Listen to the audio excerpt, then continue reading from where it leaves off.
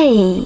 In front of me is CUBOT Max 3, and today I would like to show you how you can change all the food apps on this smartphone.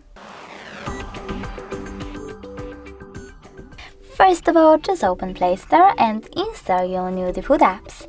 I will go with browser. When your app is ready, you don't have to open it, just select Home button and go into Devices settings.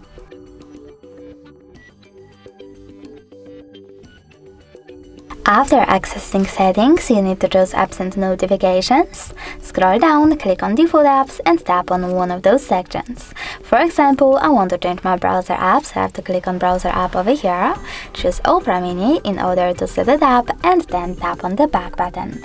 As you can see, when I do that, my default app has changed. Thanks so much for watching. If you enjoyed this video, don't forget to leave a like, comment and definitely subscribe.